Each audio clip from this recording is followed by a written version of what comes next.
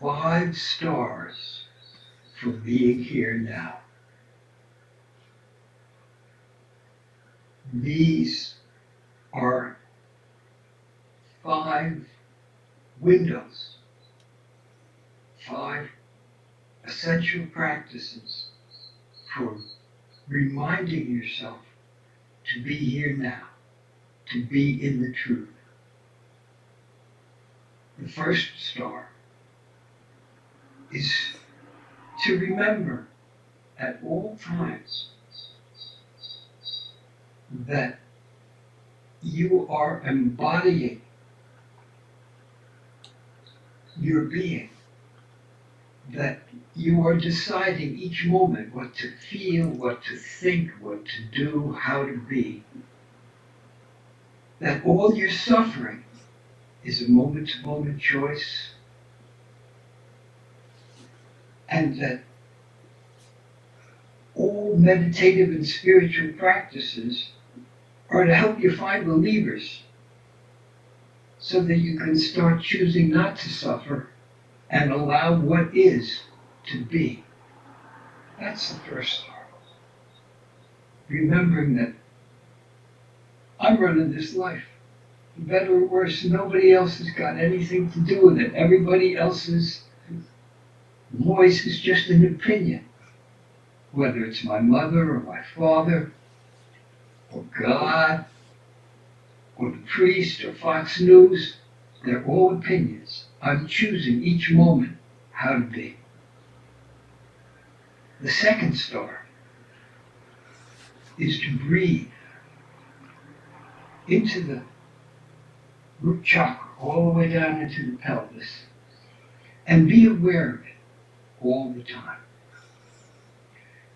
You forget tens of thousands of times, but once we remember to be aware, you're back on it. Don't beat up on yourself.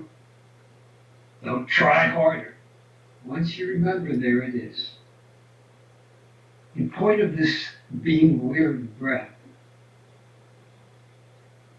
is that if you can be aware of the breath, it's an object, and you're also aware of your thoughts and your feelings and whatever else is happening. But you're the awareness. You're not that which you're aware of.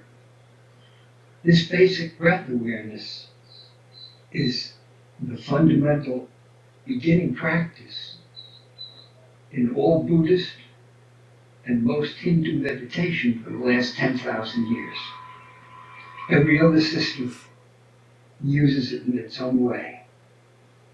But I've never come across a system that doesn't use awareness and breath in some way as a centering and grounding practice. It's like the keel on the ship view sailing through the mystery. Which brings us to the third star, which is that it's a constant remembrance that you're one with everything, that you're a wave in this unknowable vast ocean, a node in this indefinable, incredible network of energies and vibrations. If you still have theist language in your head, then God is within you and without you. And that you can't figure it out, you can't put labels on it, it's just a relaxation into the knowing that you're one with it all. That's the third star. The fourth star is to remember that everything you think, feel, smell, taste, conceptualize, touch, is a movie called me. You're the star. We're the actors, the producers, the directors. All we know is our movie. We don't know anything else. If you can remember, again, at all times, I'm the audience. I'm watching this movie. It's just happening. That's the essence of all techniques of meditation for the last 10,000 years, that you are only the witness, never the object of the witnessing. That you can't observe yourself. If you can observe it, that's not the observer. And the fifth window is the answer to the question, what do I do every moment? If I'm in charge of this being, how do I know what to do? What's the right thing? You put your attention inside your being.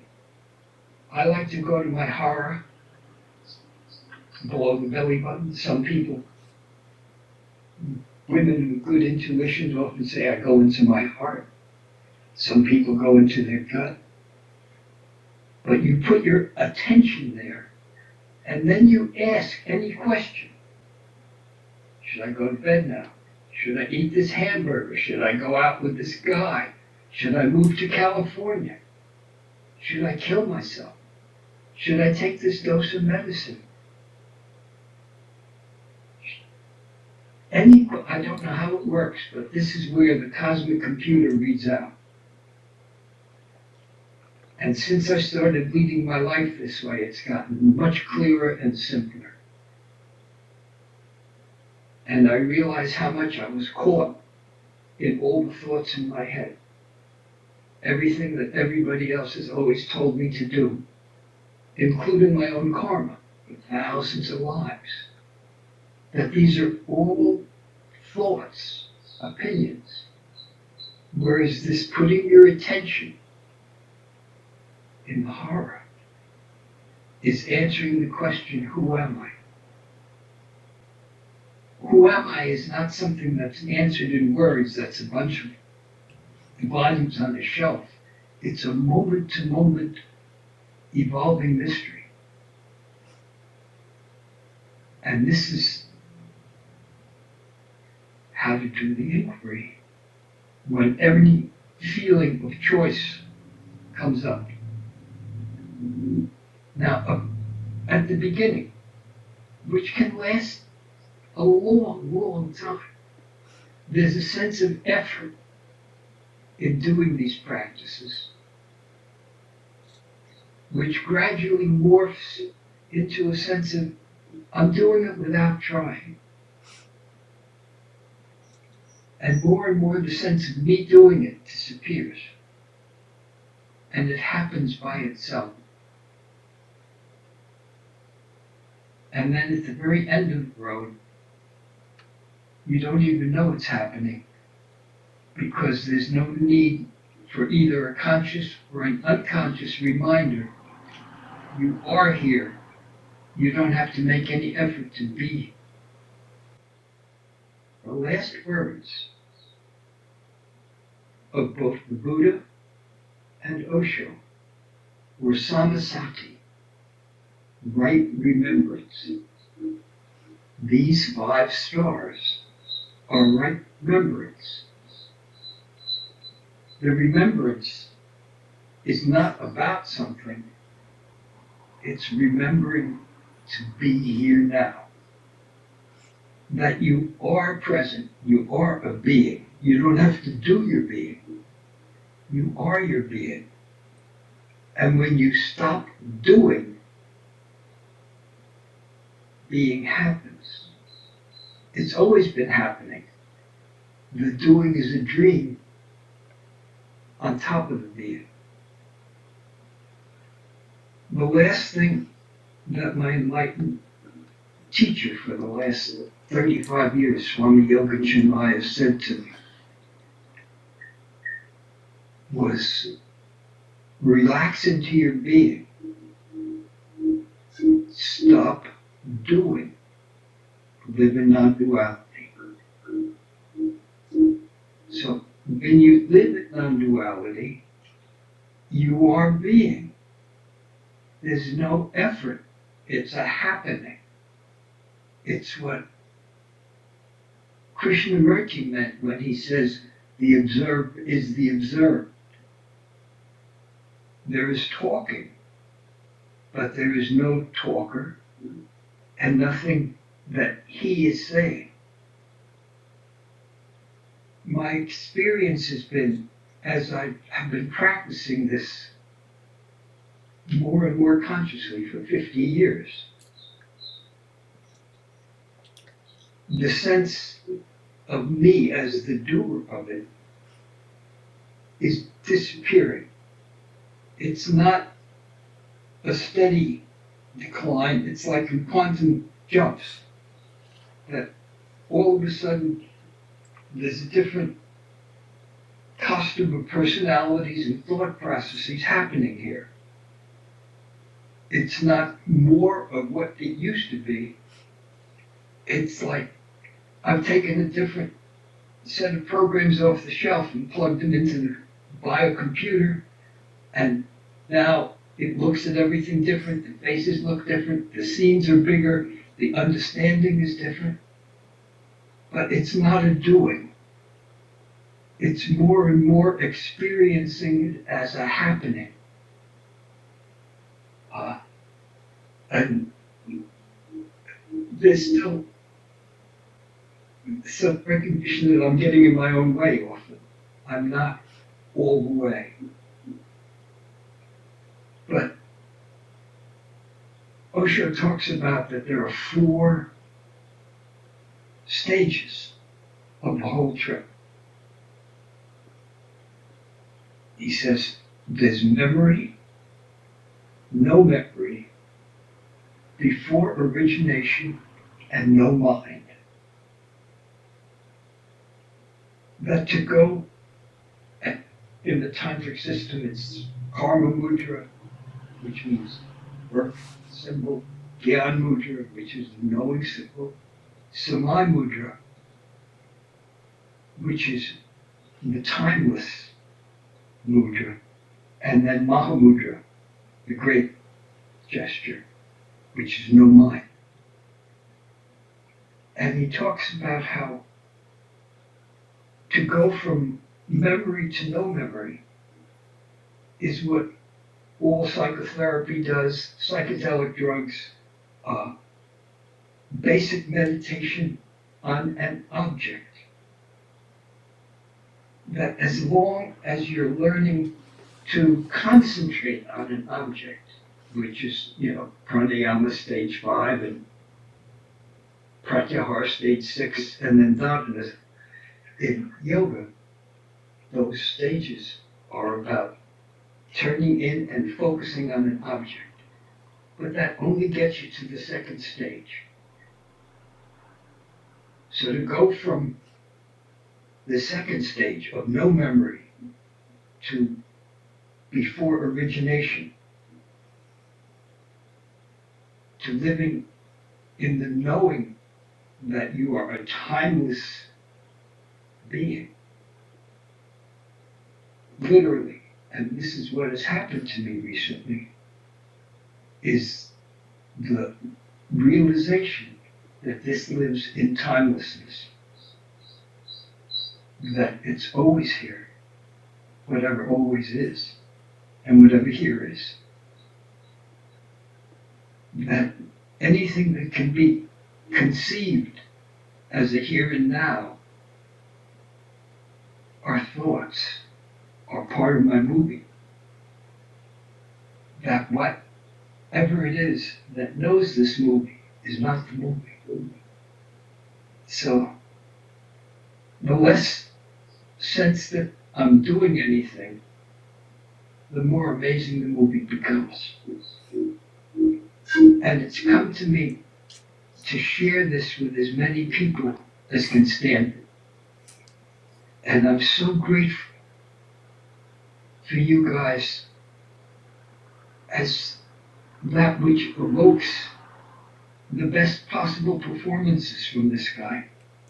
Because the old desire to do anything or be anybody is not there anymore. But somehow this kept nagging at me to do this and get it up, and then you don't have to think about it so much anymore. So if you guys got anything to ask, say, whatever, I'm fascinated by whatever you want to.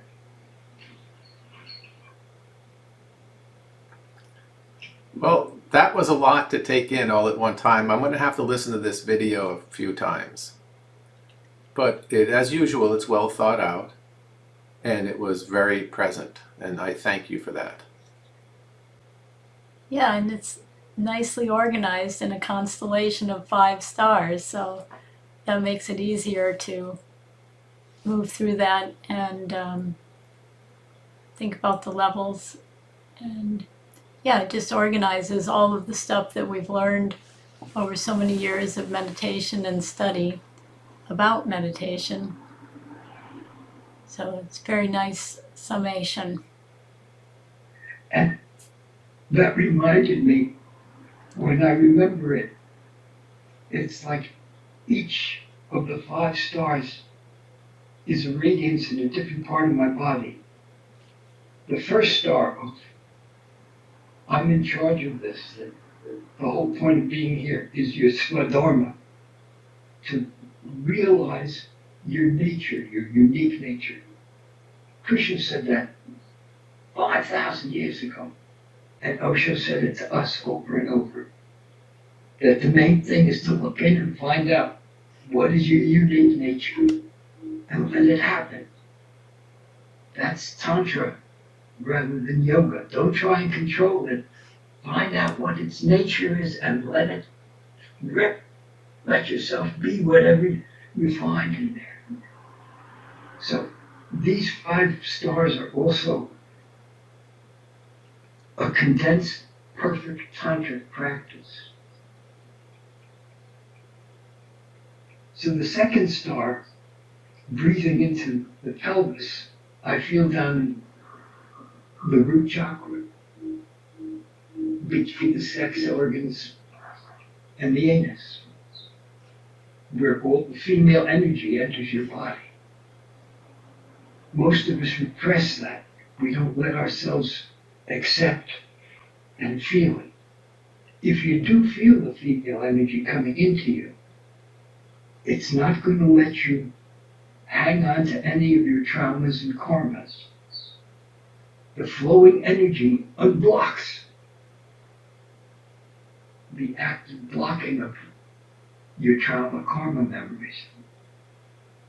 And then rejoin the stream of love and feel more and more this energy coming up and through one. So that's the second. The third is like on the left side of the heart, remembering that you're one with everything. It's why the Sufis always talk about going into your heart and your heart is one. Why so much of the early Tibetan practices that I was initiated into talk about visualizing the mantra in your heart. Why Tagot, the practice of breathing in the ills of all of creation, transforming it and breathing out joy, is done by breathing into the heart back. So that's somehow. And then the right side of the heart,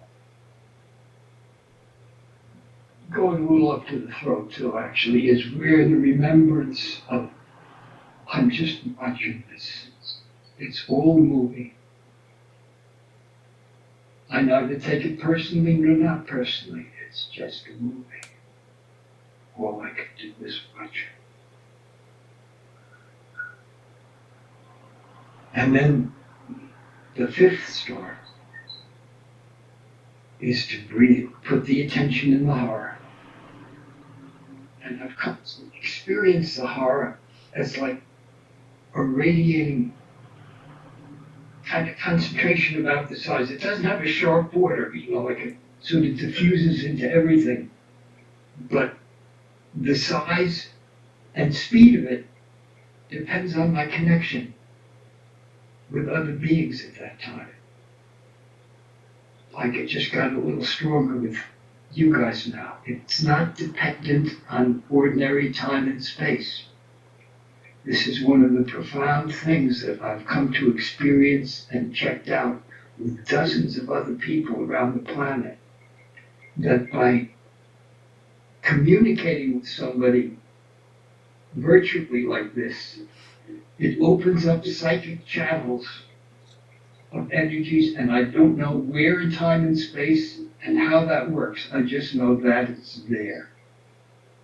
I'm not here to put labels on it and argue whose descriptive system is better. Every authentic spirituality has some set of movies, stories about beings existing without physical bodies, or being able to communicate with different places in time and space and beings. The descriptions of it depend on the mythology of that particular culture. But the fact of a universal energetic communion is undeniable. Every mystic, every authentic religious system says, as far as information is concerned, you are one with the universe. If you know how to tune in, it'll tell you how to stay in tune and what to do. And that's what the fifth star is. It's not your own back pages that you're only accessing here. It's every piece of information in the universe. Free of charge, without ads.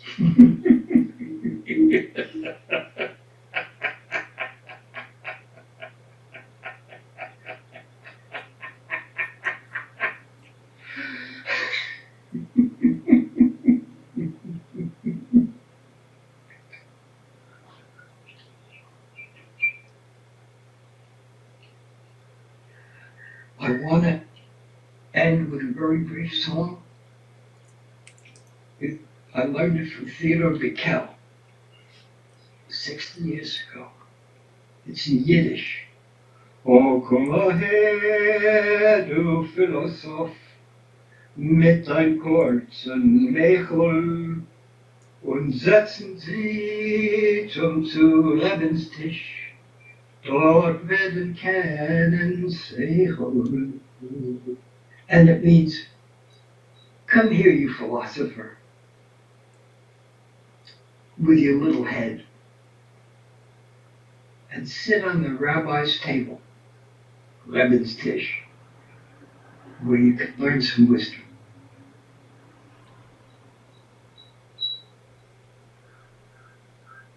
I've been reading recently this amazing book by this young enlightened guy, Thomas Hubel, where he talks about healing collective trauma. And he's done workshops for 20 years in Austria, Germany, Israel, Argentina, the United States, and I think other places on the planet. Those are ones I'm sure of, where he gets large groups of people to somehow experience how much of our minds are shaped by our familial and tribal pasts. That we all carry the collective trauma of our ancestors, their unfinished karma, their unfinished business. And that the arrow of time can go in two directions. That somehow, by healing the residue now, we heal them, whatever them is and wherever they are. That we're not just healing ourselves and understanding the past, we are transforming collective karma. We are healing uncountable numbers of beings while healing ourselves. Oh, I like that. That's beautiful. It's like Sammy Joe. You were one of my all-time heroines. How you have showed me how it's possible to disidentify from a body that has more sickness than the average person your age and your culture. And go on to develop your being, taking as much care of the body as possible, but without identifying with it. And I realize how almost every patient I've ever had with either a physical or mental illness has made the idea of illness into me. So that their self and their illness get all intermixed. And to disidentify from the body that you imagine you ought to have compared to the one that you do have, because that's what it is you've got some picture about how it ought to be and then another picture of how you think it is. And the conflict between these leads into all this crazy suffering. Anyhow, you've transcended more than anybody I've ever met. And you, my hero over there, have brought back the good news that relax, so your body dies. Big deal. It's going to be better than it is here. There's something so convincing about your near-death experience that even though intellectually I know it was your dream, that you created that whole thing, that there's really nothing there. It's just a big screen. But you've done it more convincingly and more beautifully than anybody I've ever come across. That you just kind of make it all right. Okay, cool.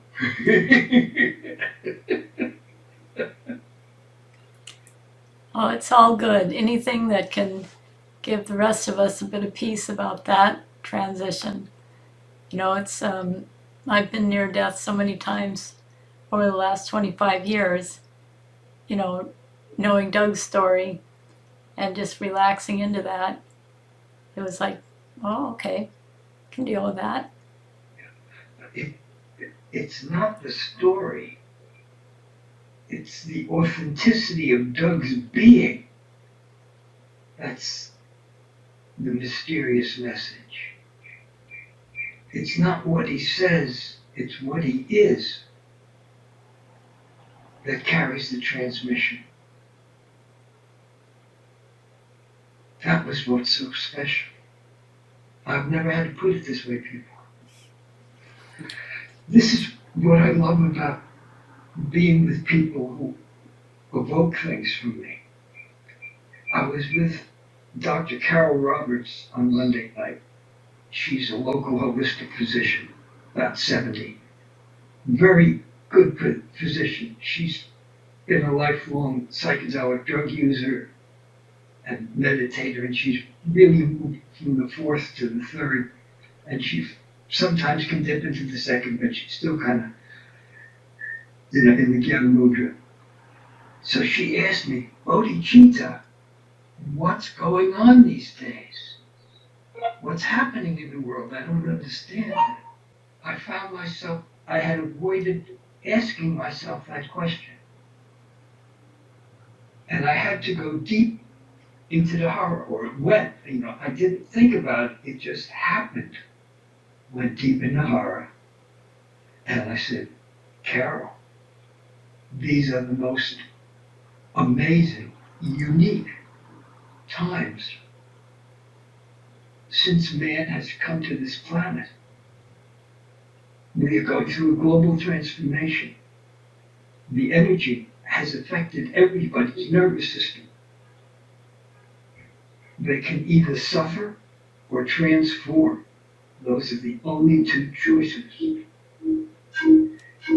Everybody experiences it as I need more sleep than I used to. I start projects and I don't finish them. Or I have an idea to do something and it's still just an idea. Carolyn's been finishing a robe for me for 2 years. And she's a great seamstress. Our house is such a mess. My desk is unbelievable. The third thing that it affects everybody on every continent, it brings up your fear of death. The people who are a little meditative can look at it directly and say, I'm just more frightened and anxious. The ones who use insight is the enemy as their basic idea, develop symptoms. Depressions, more drug use, blah, blah, blah. The ones who say, outside is the problem, it's not me, become more polarized, more violent, more Donald Trump, more Brexit. The two clinics I work at have both split. Literally. People who founded it together have split in both clinics. And I can see this polarization happening everywhere between those who are ready to move on and those who are moving slower. And I experience an energy communion happening amongst those who are moving onward. And I realized this communion was always there, but so much lower amplitude. It's not just that my awareness is more, it's that the object of the awareness is at a higher amplitude. So, it's vibrating faster, stronger. I don't know what the physics of it are, so I don't know what adjectives to use. But I know that something's going on. So I found myself saying this to Carol last night. And in an instant, I realized that all my feelings about how there's a not very happy future coming, and who knows, you can't be sure, God is such a son of a bitch, you work really hard and then you still go to, and I realized in an instant, it's my Jewish mind that I've been identified with and hanging on to, that always has projected a disaster future that I have to save the world from. Oh yeah, like the I hang out my whole life. right. You were talking about the Limits of Growth book that traumatized you in 1970, and Yeah. So, like in an instant, I realized that, and was able to embrace this more mysterious and positive feeling of this is all we got. That any thought about some so-called future is not being here now.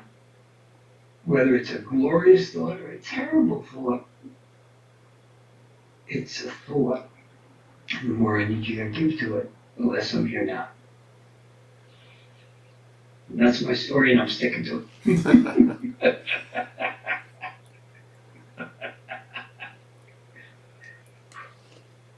no, that's a beautiful evolution. Thank you for sharing that with us. Nicely done. Oh, thank you so much. This is going to save me so much breath and so much time and effort. I can just say to people, look, you really want to know where I'm at? Go to this. Let's have a cup of tea. Good. I would actually leave, except with this part now, I would actually leave the entire video intact. Just edit out the part where my phone rang. No, I will. And this is a good video. This is very good. And well done. I'll post it as soon as I can. Yeah, certainly something's different about you today besides the fact that you look spanky. You have figured something out, or you had a realization, and that's always a good thing. Thank you, Rabbi. We play back and forth with each other. All of us, it's so much fun. I'm wondering, is Juan in you, Doug? Well, I thought he was in you. Or am I just imagining that when it's actually in me? Or is it in both of us? And the labels that we put on the process in terms of who started it and who went to who is all part of the dream. That the thing itself is indescribable.